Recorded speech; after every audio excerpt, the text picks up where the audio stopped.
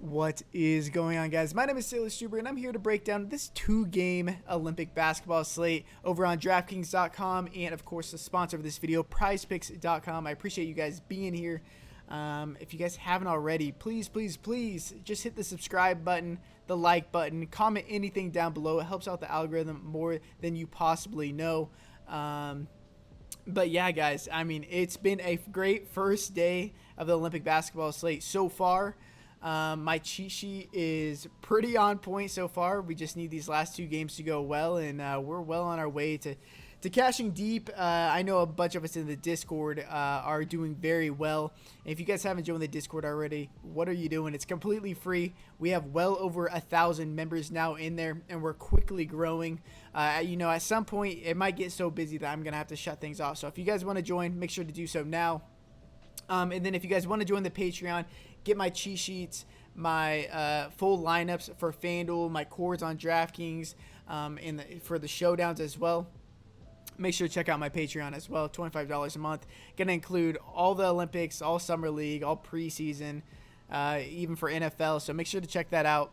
The most edge you can possibly have in DFS contests are in these slates that are happening right now. And then we do have a two-game slate. So I will be live streaming at 10:40 p.m. Central Time tonight, a lot later than this 8 p.m. Central start that we got yesterday. But I will be there for you guys. But yeah, let's just jump right into this.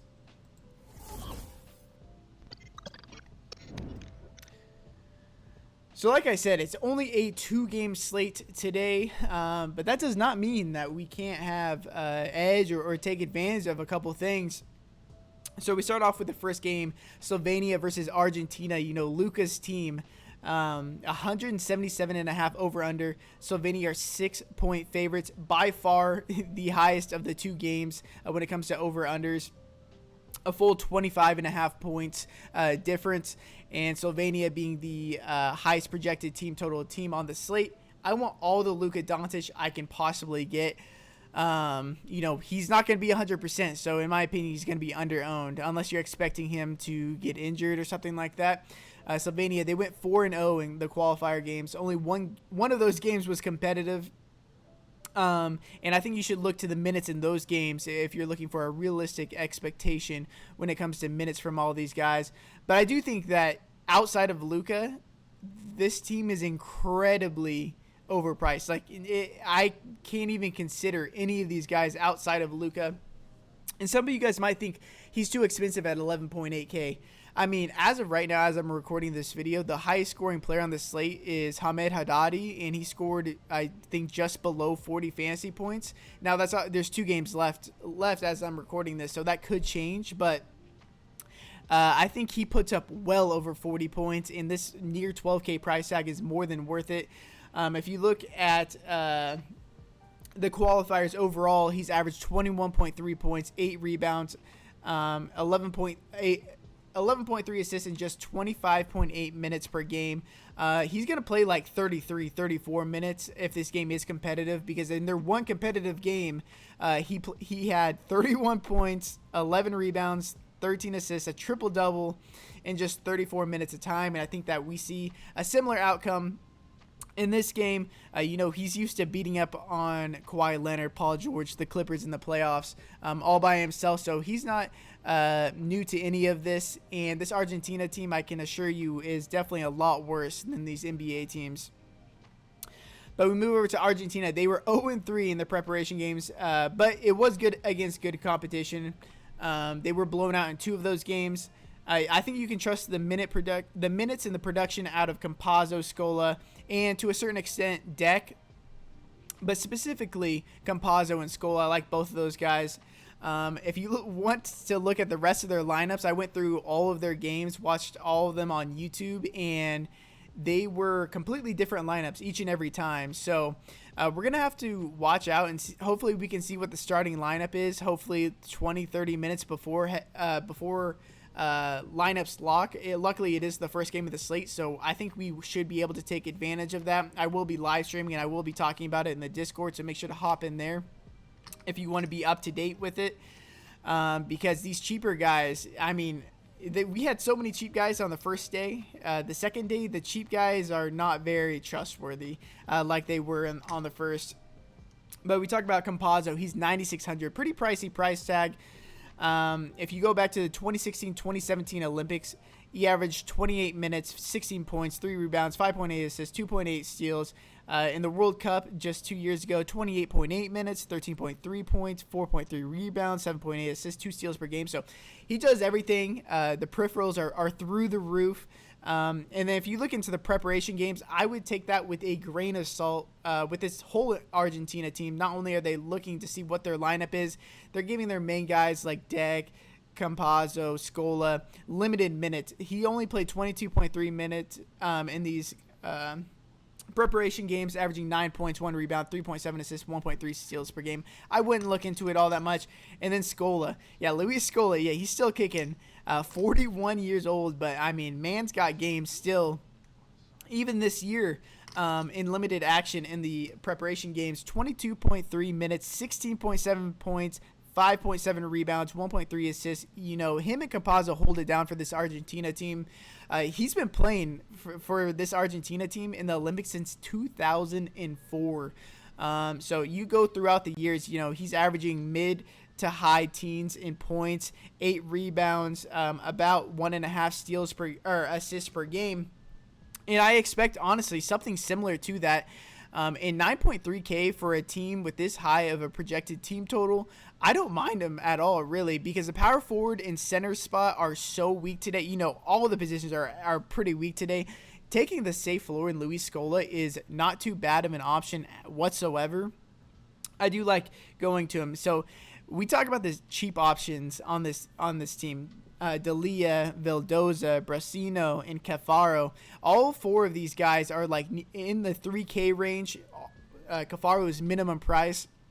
We've seen all of these guys get spot starts in the preparation games. If any of these guys get starts, I would have some vote of confidence in them, just because they saw what they got out of them in the preparation games, and they obviously saw something enough to start them in the first Olympic game that matters. So be on the watch out for that. As of right now, we have no idea who is going to start. Move to the second game, Spain versus Japan. You know, Spain is the second best team in the league, or in the world, when it comes to the Olympics, just behind Team USA. 4-1 in a preparation game. Only loss was to Team USA. Minutes of the key players were down a lot in the preparation game, but that makes sense. I mean, they're just preparation games, and they know that this team is good. They've played with the same players for a couple of years already, so they don't really need to gel all that much in the prep games. But they are 19-point favorites and 152 over-under, so they are projected for about 75 points. If I'm doing the math right, yeah. No, 85 points. Yeah, you get it. But Juancho Hernan-Gomez, yeah, he is blocked from joining the Olympics right now. So he will not be making it.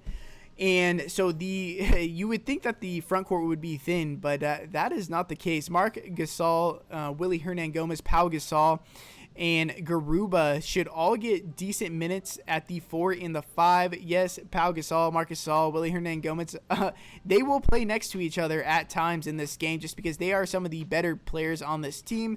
I think that Willie, Pau Gasol, and Garuba, I think you might need to play one of these guys at the center or the power forward spot, just because center is so weak overall. I wouldn't touch Marc Gasol at 9,400. Pau Gasol, you know, he's still playing in Europe right now, and he's playing mid-teens minutes. And, you know, if he can get you 15 points, I think that's fine. But Garuba is the guy I'm really looking at. He's 3,100, 19-year-old player, super, super active. Now, not many people are going to be playing this guy, so outside of this video, I don't know anybody who's really going to be talking about him. So the ownership's going to be down, and if this game does blow out like the line indicates at 19 points, at 19 points, he's going to get run in the first half regardless, or in the second half. But if the game blows out, he's going to get a lot of blowout run. And yeah, like I said, he is super active. Only 3,100, one of my favorite plays value plays on the slate. And then up top at Ricky Rubio, 10.5K. Yeah, go back to the last World Cup. 26 minutes, 16.4 points, 4.6 rebounds, 6 assists, 1.5 steals per game. And then through the prep games, like I mentioned, the minutes are down for all these guys just because they don't really need that much time to gel.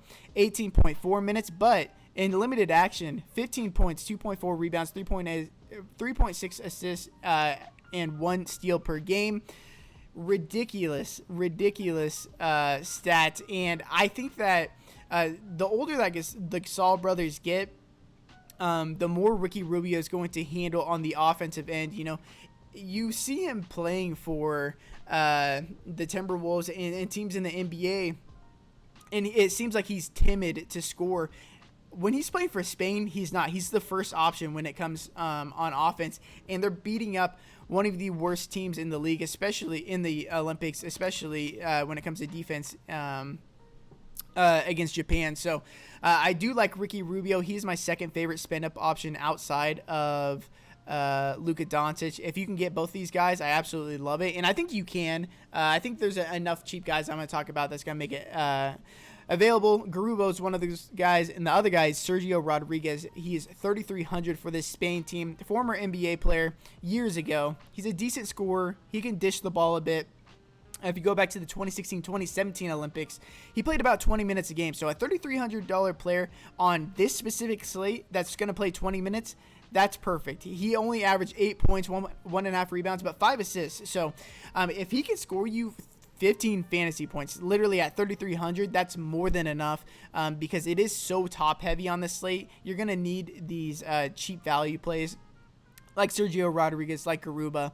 I like both those guys quite a bit. And then on the Japan side, I mean, talk about a top heavy team. Yeah, they went 2-2 in preparation games. They are the lowest projected scoring team on the slate by far. And yeah, it's Yuta Watanabe and Rui Hachimura. I'm sure both, if you're watching this video, if you play NBA DFS, you know who these guys are. Current NBA players, and they are by far their best players on this team. Yuta, he's more expensive than Rui. I don't quite agree with that, but if you go back to the 2019-2020 World Cup, he averaged 32 minutes, 15.6 points, 5.6 rebounds, 1.6 assists per game. And then in preparation games this year, he's averaged 26.5 minutes, 19 points, 5.8 rebounds, 2.5 assists, 2 steals per game. But I will say this, Rui only played one of these games, and so I think his scoring output could be a bit skewed because I think Rui is going to be the first option above him. Rui was better than Watanabe in the one game that they played, but I think him and Rui should play all the minutes they can handle if they want to compete in this game. I mean, if they're not playing well, they're going to get stomped, and that 19 point line is going to come true. And then move over to Rui at 9,700. He only in the 2019-2020 World Cup, he averaged 29.7 minutes, 13.3 points, 5.7 rebounds, 2.3 assists, 1.7 steals per game. But in the prep games, which was like 5 of them before that, he averaged 27 points per game, and he was only 21 at the time. Now, a 2-year difference isn't that much, but when you're going from 21 to 23, and then you're adding on your first years of NBA experience, like, you're going to get a lot better. So I think Rui is by far the best player on this team and the best play on this team.